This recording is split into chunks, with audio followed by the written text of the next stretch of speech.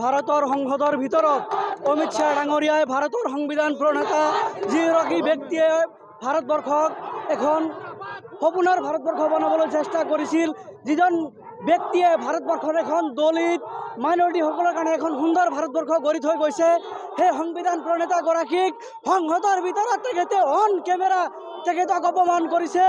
এই অপমানৰ বিৰুদ্ধে আজি অসমৰ ছাত্ৰ সমাজ ওলাই আহিছে। এনে চোৱাই কোনোপধ্যে এইবিলাক সহ্য নকৰে। আমি এটা কথা কেন্দ্ৰৰ মোদী চৰকাৰক সকীয়াই দিব বিচাৰিছোঁ, আপোনালোকে দেশৰ সংবিধান ৰক্ষাৰ্থে কাম কৰক, অন্যথাই ভাৰতবাসী আপোনালোকক উভালি পেলাবলৈ অধীৰ আগ্ৰহেৰে ৰৈ আছে। আজি আপোনালোকে জানে যে গণতান্ত্ৰিক প্ৰতিবাদৰ মাজত আমাৰ এগৰাকী কংগ্ৰেছ কৰ্মীক তেখেতসকলে দিছপুৰত গুলীয়াই হত্যা কৰিছে। এই হত্যাৰ পৰিণাম কি হ'ব পাৰে? এই হত্যাৰ তেওঁলোকে পুলিচগিৰি চলাই আছে, অসমত সংবিধানত সম্পূৰ্ণ বেঙুচালি কৰি আছে। তেওঁলোকে সংবিধান ৰক্ষাৰ শপত লৈ সংবিধান ধ্বংসৰ বাবে কাম কৰি আছে।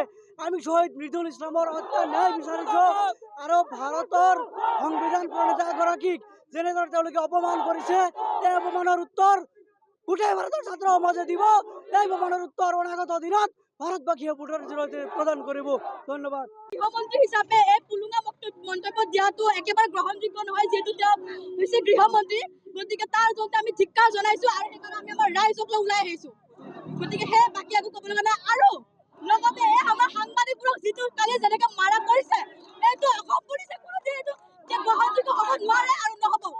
গতিকে NSY জিন্দাবাদ আৰু আমি এইটোলৈ প্ৰতিবাদ কৰিয়ে থাকিম। আমাক উচিত ন্যায় লাগিবই। ভাৰতৰ সংসদৰ ভিতৰত অমিত শ্বাহ ডাঙৰীয়াই ভাৰতৰ সংবিধান প্ৰণেতা যিগৰাকী ব্যক্তিয়ে ভাৰতবৰ্ষক এখন সপোনৰ ভাৰতবৰ্ষ বনাবলৈ চেষ্টা কৰিছিল, যিজন ব্যক্তিয়ে ভাৰতবৰ্ষৰ এখন দলিত মাইনৰিটিসকলৰ কাৰণে এখন সুন্দৰ ভাৰতবৰ্ষ গঢ়ি থৈ গৈছে, সেই সংবিধান প্ৰণেতাগৰাকীক সংসদৰ ভিতৰত তেখেতে অন কেমেৰা তেখেতক অপমান কৰিছে। এই অপমানৰ বিৰুদ্ধে আজি অসমৰ ছাত্ৰ সমাজ ওলাই আহিছে।